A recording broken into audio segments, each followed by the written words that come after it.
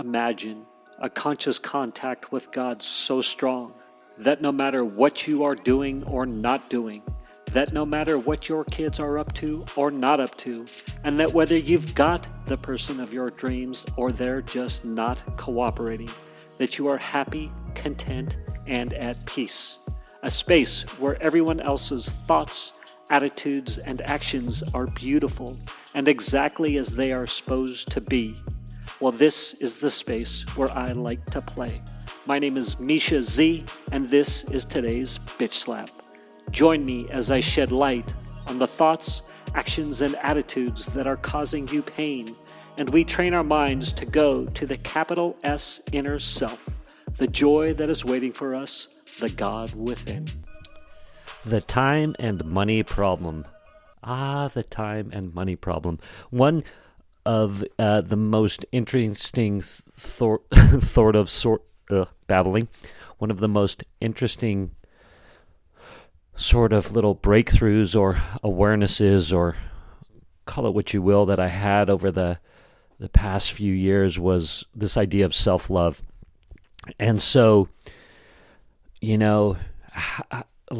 this illusory self-love concept would come to me, and like acts of self-love, right? And what even is that? Like, I couldn't even, honestly, I couldn't even comprehend that self-love. Like what? Like, get a massage, that's self-love, or, so as we let that thought percolate in the uncomfortable silence, take a big breath in, and a nice long breath out. That was for me, not for you. Thank you for indulging me. So, taking time and spending money can oftentimes be an act of self-love. And when I say that, I'm talking about taking the time to do the inner work. So taking the time to do the inner work. And there's lots and lots of programs out there that people offer up that take time, where you might need to commit weekends, weeks, or many weekends, and you might need to take time to write. And when I say you, I mean I. So, and perhaps when I'm saying I mean you. Anyhow, I digress yet again. I'm really good at digressing, diversionary tactics. So anyway, where was I? Time and money and acts of self-love. So there's lots of people out there offering very solid, amazing programs. There's all sorts of cool stuff that a person can do if they are willing to invest the time and or money. And oftentimes it's a combination of both. I can go through, there's lots of cool people out there. Names I could mention. Of course, there's Tony Robbins. You can spend some money and take some time with him, and that man can and does transform people's lives. And I'll tell you too, I had a lot of contempt for Tony Robbins for many years. It's so crazy. He's probably about 5 or 10 years older than me. But he came into my awareness when I was very young, and I think I had this thought the other day, because I've had the opportunity to jump in and on some of his programs, and man, that man is powerful, and he's human, and it's beautiful, right? Like, I used to have this false ideal that if you were inspiring people, you had to be perfect. It's awesome. Right after I said perfect, my phone rang, and it stopped the recording because I'm recording on my phone. I have this really cool Shure microphone. It's this little microphone that you just plug in. But anyway, whenever you start the app, it tells you make sure to put your phone on airplane mode so that the recording doesn't get interrupted by texts or phone calls or whatever. Phone calls, really. And so, of course, I neglected to put it on airplane mode. that's actually not true. I had it on airplane mode and took it off for a second. And then whatever. So there it was. My phone is now on airplane mode. My recording got interrupted mid-thought stream. So I believe I had said Tony Robbins' contempt towards Tony. So I had this thought that, now I see him. He's just amazing. Inspiring people. He's human. Ups and downs of life. Just like everybody. What is my need to project my need for perfection onto other people? It wreaks havoc in my life. Emotional and mental havoc. It can. It used to.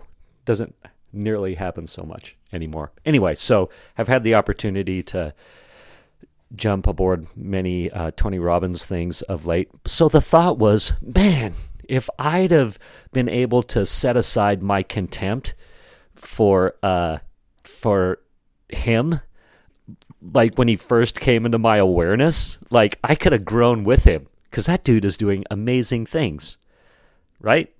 In his humanness, he's doing amazing things. He's feeding lots of people. He's got, he's donating money. He's doing all this cool stuff, things that I think are important these days. And he's constantly growing as a human. So, man, anyway,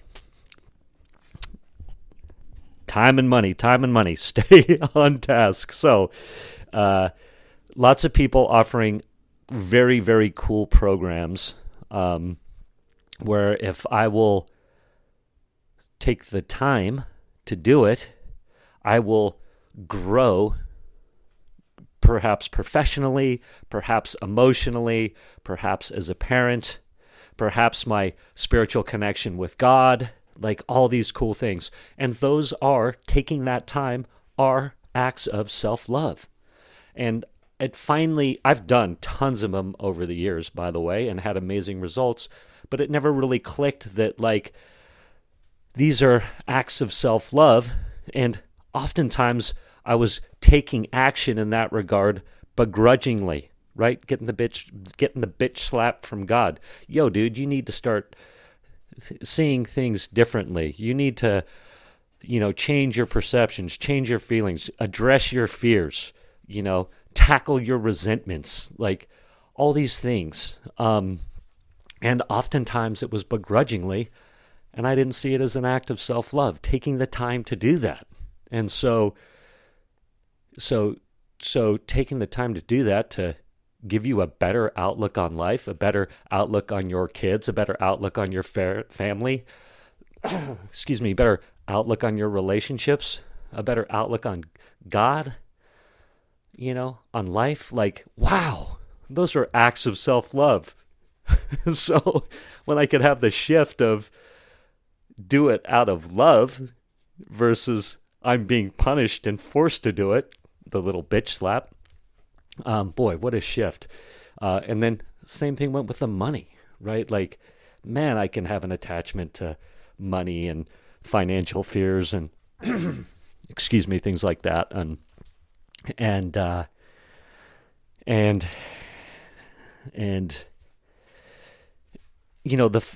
money thing for me honestly was the hardest. Like I've done many programs that took time, and the time thing is actually a lot easier for me. Starting this program with Russell Brunson, for example, the 2CCX it's called, which is a ridiculously cool, mind-altering program. I got to tell you, he over-delivers so much. Like, what they bring to the table for what the supposed financial, outflow or pain. Like, man, it makes it so easy to commit, because they are bringing such good experience. Man, they're helping shorten the path to peace for me in what I'm up to. So anyway, I digressed yet again, and I love that. So I was talking about the money aspect of self-love. So when I jumped into recovery, that's a time commitment. Jumping into recovery or 12-step programs or recovery groups, that's a time commitment. And that's been easy for me, actually, surprisingly. Sometimes very begrudgingly, but begrudgingly easy. But, that absolutely has shifted, and my awareness is that my commitment to that and that opportunity it affords to be of service and be a mentor and just tap into God. Wow, like awesome. But, in a lot of those sort of self-help recovery programs, you get an opportunity to do a lot of writing. And the more I can do that writing that is recommended, that internal, take the time to do the work, boy, the payoff is massive. So that's actually pretty easy for me. The money aspect of it can be more challenging. So a few years ago, I think I brought this up before, I came across Kyle Cease. And Kyle Cease, boy, just helped me.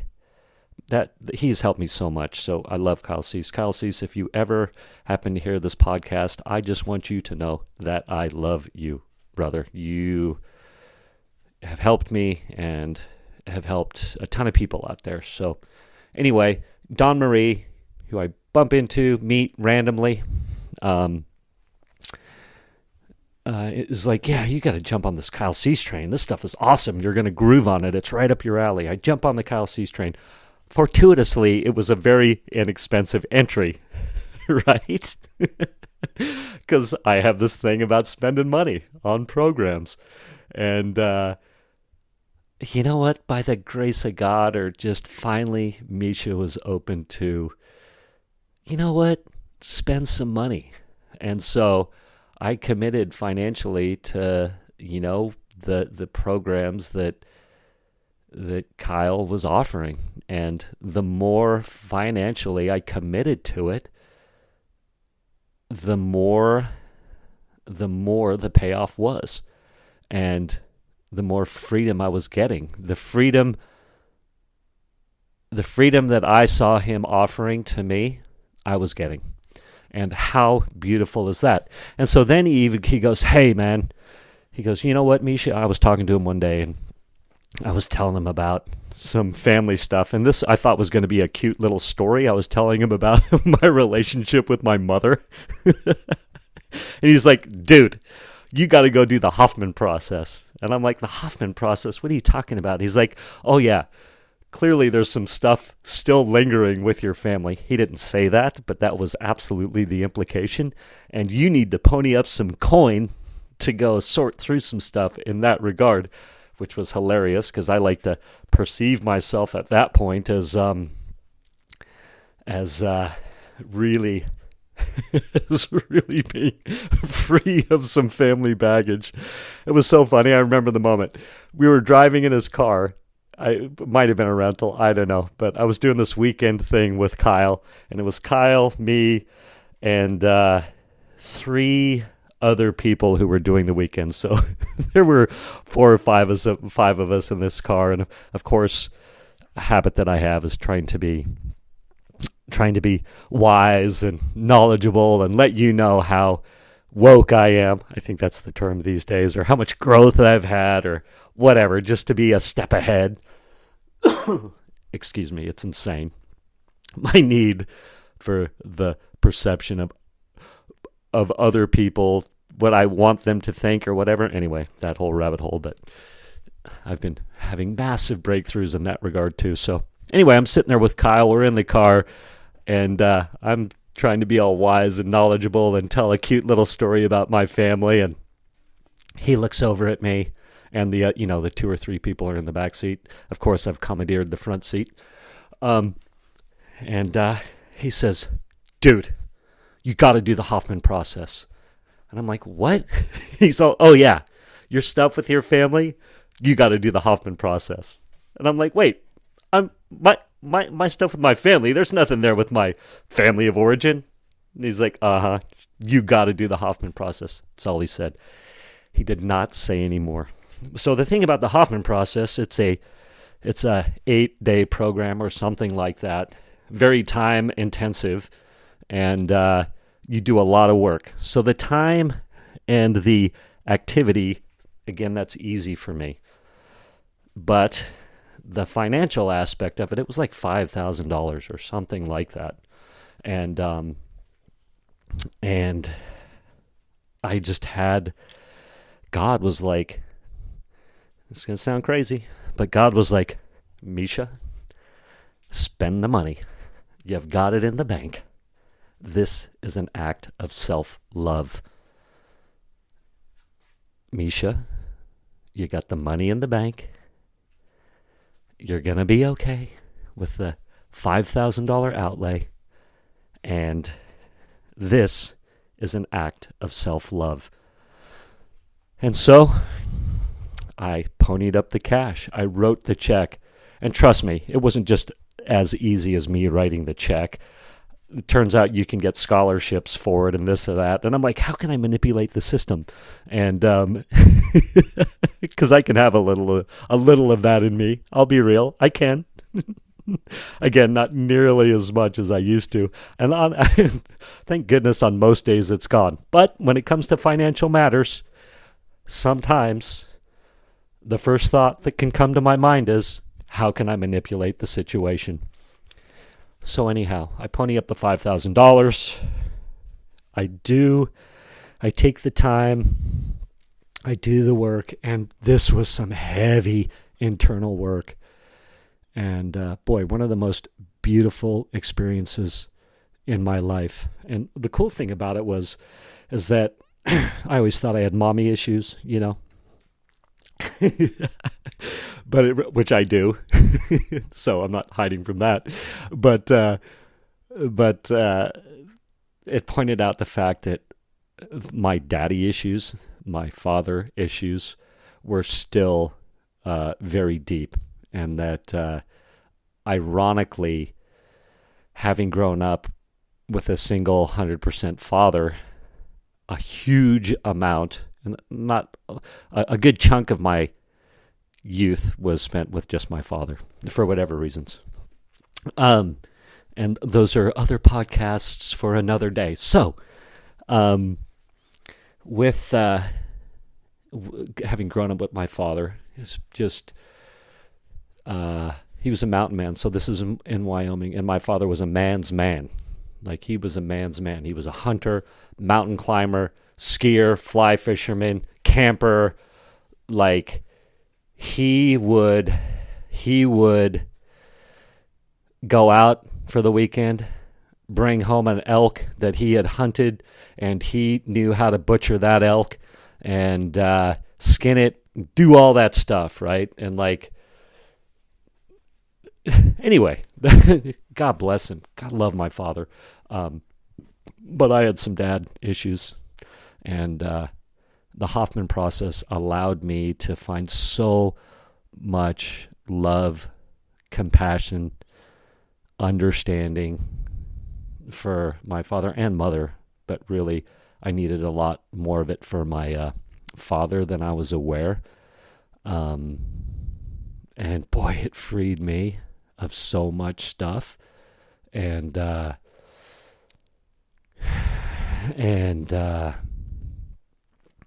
it's beautiful. It's beautiful, and my mother. But anyhow, right place, right time.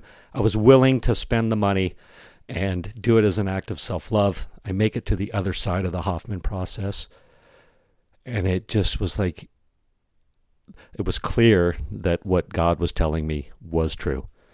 And that was that this is an act of self-love, and it was. And so, I don't know. I can just tell you that from that moment forward, like, I've jumped in other programs and done other things that cost money. And I'm like, if it sounds inspiring to my soul, to my center, you know, to God, that God center, if it clicks that, like, I'm in. And it really, for good or bad, like, it doesn't matter what the cost is. Let me in. I'm on board. Let's go. So I I did this other thing once. Not once. I did this other thing within the past couple of years as well with Ben Vincent. There's this great yoga teacher locally here in Encinitas. His name is Josh Vincent, and I love Josh's yoga classes, and I go in and out of them. But Josh has a brother, Ben, and both of these guys it's crazy. They're like, I think Josh is 6'5" or something like that, and just they are so lean, strong, and flexible. It's incredible. And his brother is like 6'11", and the physical capabilities they have through yoga are beautiful. I mean, it's unbelievable. So anyway, they also happen to be very tapped in, living the full yoga life. So there's the whole, yoga theory of like, hey, the asana or the movement of yoga is just one piece of that. I believe it's the 8-limbed path. I've lost track. Yes, I was a yoga teacher. Yes, I was all heavy in that. And, but whatever. So there's all sorts of other stuff going on with yoga. So the physical stuff of yoga gives you the opportunity to tap into the God side. Anyway, so I do this program with Ben Vincent, and it was like a 5-day or a 4 or 3-day thing. I pony up the money, and it was so beautiful. It was coming up with your Dharma code, and your Dharma code, or it's like your human mission statement. So again, like the work part's easy. There was lots of meditation, lots of writing, lots of digging deep. Like at this point in my life, I love that stuff, man. Let me at it, because I can't wait for the awareness, the clarity, the freedom that's coming on the other side of that. My holdup, again, has been the money. So I spend whatever it is, and this is what I come up with for my human mission statement that I still live by today, and I love it. I apply everything to it, and this is my Dharma code, or my human mission statement, and it is, to live open, inspire transformation, fearlessly serve the greater good, and know that I'm loved. Know I'm loved. So my Dharma code, my human mission statement that I apply everything to is to live open, to inspire transformation, to fearlessly serve the greater good, and to know I'm loved. And all those things I get to do, be, and embody today. And guess what? If I wouldn't have done the act of self-love, taken the time, the 5 days, and spent the money, I wouldn't have been able to, well, who knows, maybe God would have presented it to me in a different way, but it sure did that give me, like God's like, here you go. Here's your human mission statement that you can apply everything to and live your most amazing life. So thank you again for allowing me to ramble on. I encourage everybody to, as they move forward, to think like, what is it? What's my hang up? Is it the time, or is it the money, or is it both? What do I need to break through in that regard to realize, hey, this act of self-love, this God-centered action that I need to take, what's stopping me from doing it? Time, money, both. The illusion that I don't have the time, the illusion that I don't have the money.